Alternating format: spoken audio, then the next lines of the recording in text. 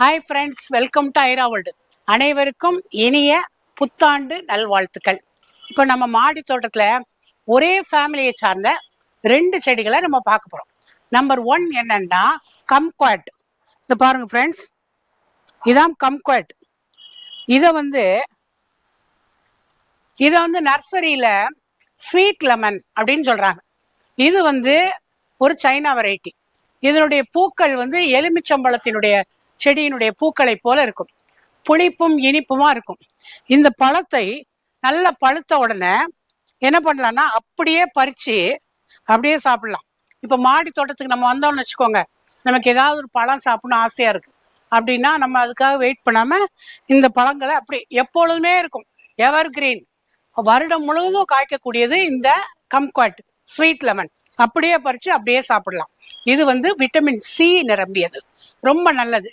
இந்த பழத்தை சாதாரணமா வளர்க்கலாம். இதுக்கு பூச்சி தாக்குதல் பராமரிப்பெல்லாம் ரொம்ப கம்மி. வாரம் ஒரு முறை நல்லா பார்த்து உரம் போட்டு வளர்த்தாலே போதும்.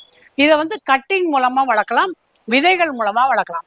ஆனா நான் நர்சரியில இருந்து சின்ன செடியா வாங்கிட்டு வந்துதான் வளர்த்தேன். அதனால சீக்கிரமே வளர ஆரம்பிச்சிட்டு இந்த மழைக்கு.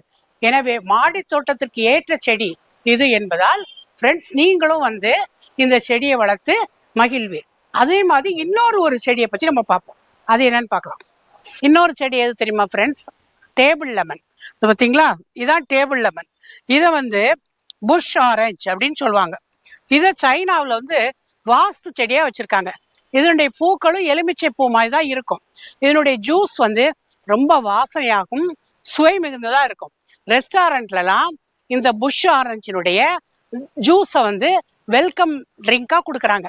எனவே இந்த மாதிரி நல்ல ஒரு மருத்துவ குணம் நிறைந்தது. நான் முதல்ல சொன்ன ஸ்வீட் லெமனும் இப்போ காட்டின டேபிள் லெமனும் ஒரே குடும்பத்தை சார்ந்தது, வளர்ப்பதும் எளிது. ஒரு 5 அடி உயரம் தான் வளரக்கூடியது. இதை மாடி தோட்டத்தில் வளர்ப்பதற்கு ஏற்ற செடி தான் இந்த 2 செடிகள் தான்.